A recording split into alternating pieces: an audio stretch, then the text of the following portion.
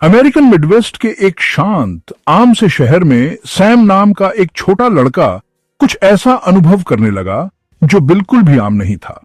हर रात जैसे ही वह सोने जाता, वह विविड परेशान करने वाले सपनों की दुनिया में डूब जाता। ये बच्चों की राक्षसों या उड़ने की आम फैंटेसी नहीं थी।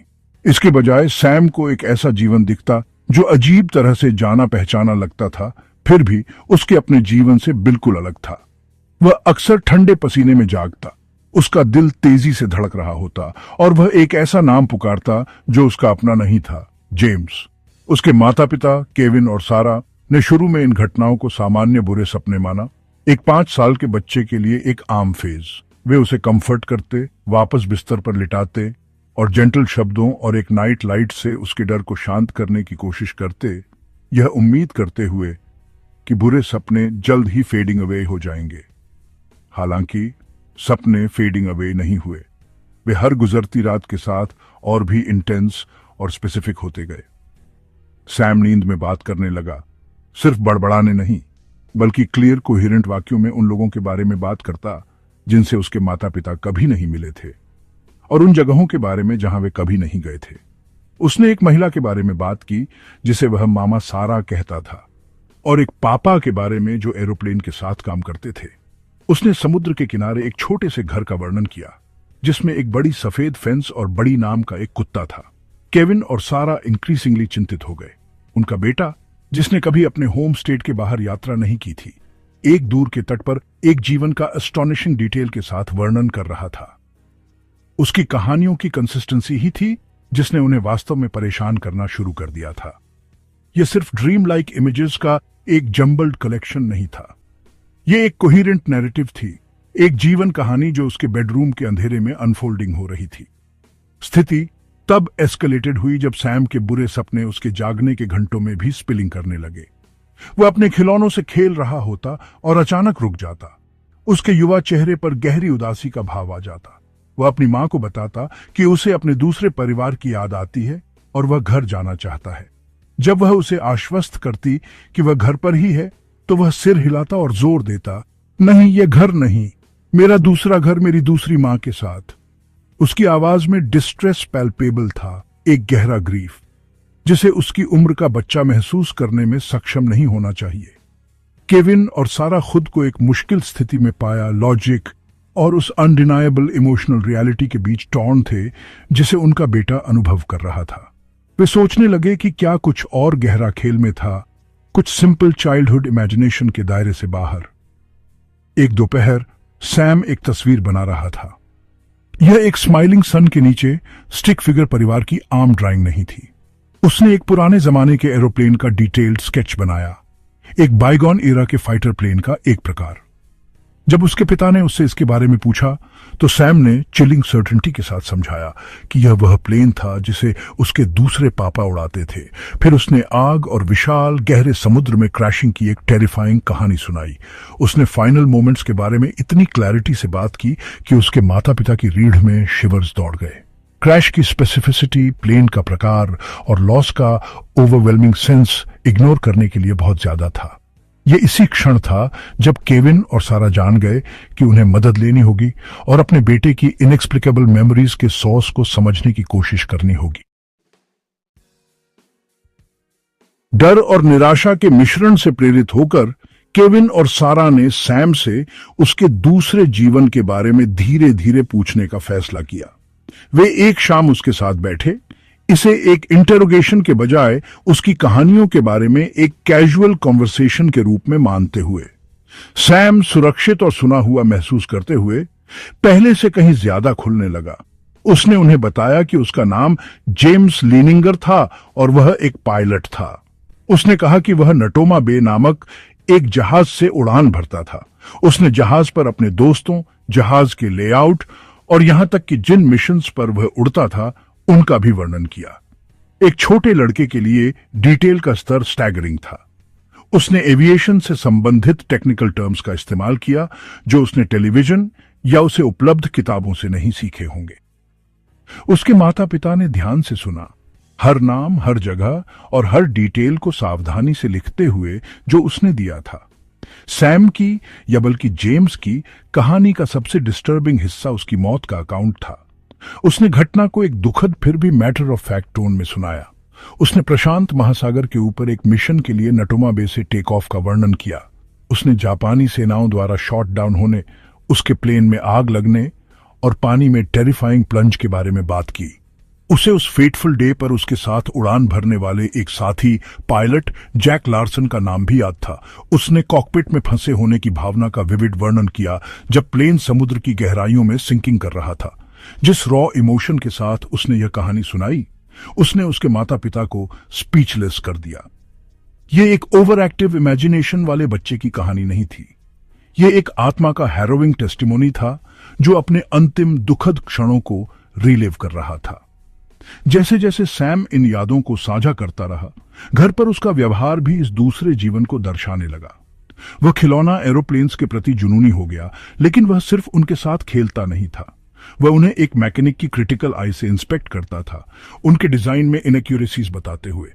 वह अक्सर उन्हें क्रैश करता था, उस फायरी डिमाइज को रीएनैक्ट करता था जिसे उसे इतनी विविड रूप से याद था। ये रीएनैक्टमेंट प्लेफुल नहीं थे, वे जेन्युइन पैनिक और डिस्ट्रेस से भरे हुए थे। अक्सर सैम के आंसुओं में समाप्त होते थे। उसके माता पिता हेल्पलेस महसूस करते थे, अपने बेटे को ऐसे ट्रॉमा से जूझते हुए देखते थे जो उसके अपने नहीं थे। उन्होंने महसूस किया कि ये सिर्फ कहानियां नहीं थीं, ये यादें थीं जो उसकी कॉन्शियसनेस में गहराई से एम्बेडेड थीं, जिससे उसे वास्तविक और परसिस्टेंट एंग्विश हो रहा था। केविन, एक ऐसा आदमी जो हमेशा सेप्टिकल रहा था, ने फैसला किया कि वह अब अपने बेटे को सफरिंग करते हुए नहीं देख सकता था। उसने उन नोट्स को लिया जिन्हें उन्होंने कंपाइल्ड किया था और हिस्टोरिकल आर्काइव्स और मिलिट्री रिकॉर्ड्स की दुनिया में एक यात्रा शुरू की।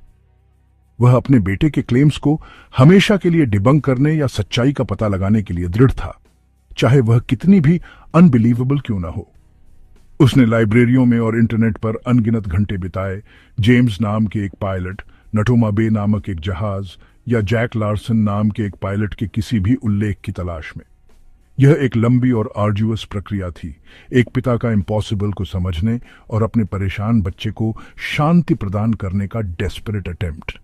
वह एक गोस्ट की तलाश कर रहा था, एक पायलट जो उसके बेटे के जन्म से बहुत पहले लड़ी गई एक वॉर से था।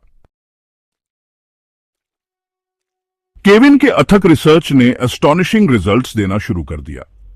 उसने पाया कि यूएसएस नटोमा बे एक वास्तविक एयरक्राफ्ट कैरियर था जिसने दूसरे विश्व युद्ध के दौरान प्रशांत में सेवा दी थी। सबूत का यह पहला टुकड़ा एक शॉक था, लेकिन यह सिर्फ शुरुआत थी।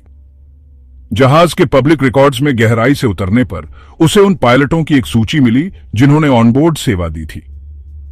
उसका दिल एक धड़कन चूक गया जब उसे एक ऐसे पायलट का नाम मिला जो एक्शन में मारा गया था, जेम्स एम हस्टन जूनियर। उसकी मौत की तारीख और परिस्थितियां सैम के डिस्क्रिप्शन से पूरी तरह मेल खाती थीं। जेम्स हस्टन का प्लेन इवोजिमा के पास एक मिशन के दौरान 3 मार्च 1945 को शॉट डाउन हो गया था। सैम की इनक्रेडिबल कहानी के टुकड़े एक दूसरे से जुड़ने लगे थे, एक ऐसी तस्वीर बना रहे थे जो टेरिफाइंग और मिराक्युलस दोनों थी। क्लेम्स को और अधिक वैलिडेट करने के लिए केविन ने यूएसएस नटोमा बे पर सेवा देने वाले सर्वाइविंग वेटरन्स को ट्रैक डाउन करने में कामयाबी हासिल की। उसने उनसे संपर्क किया, सावधानी से अपने बेटे की स्थिति समझाते हुए। उसके आश्चर्य के लिए वेटरन्स ने सैम द्वारा प्रदान किए गए कई डिटेल्स की पुष्टि की। उन्हें जहाज के लेआउट, अन्य पायलटों के नाम और स्पेसिफिक मिशंस याद थे। सबसे स्टनिंग कॉन्फर्मेशन तब आया जब केविन को जैक लार्सन नाम का एक सर्वाइविंग वेटरन मिला, वही आदमी जिसे सैम ने अपने दोस्त के रूप में नामित किया था, जो उसके बगल में उड़ रहा था। लार्सन ने पुष्टि की कि वह वास्तव में उस मिशन पर था और उसने जेम्स हस्टन के प्लेन को ठीक वैसे ही नीचे जाते देखा था जैसा सैम ने वर्णित किया था। इन इंडिपेंडेंट टेस्टिमोनीज का कन्वर्जेंस ओवरवेलमिंग प्रूफ था कि सैम की यादें फैंटेसीज नहीं थीं। इस बढ़ते एविडेंस के साथ केविन और सारा ने रीइंकार्नेशन रिसर्च के क्षेत्र में एक्सपर्ट्स की राय मांगी। उन्होंने वर्जीनिया विश्वविद्यालय के एक बाल मनोरोग विशेषज्ञ डॉ जिम्बी टकर से संपर्क किया, जो उन बच्चों का अध्ययन करने में माहिर हैं जो पिछले जीवन को याद करने का दावा करते हैं। डॉ टकर ने मामले की सावधानीपूर्वक समीक्षा की, डिटेल्ड नोट्स, हिस्टोरिकल रिकॉर्ड्स और वेटरन्स के टेस्टिमोनीज का विश्लेषण किया।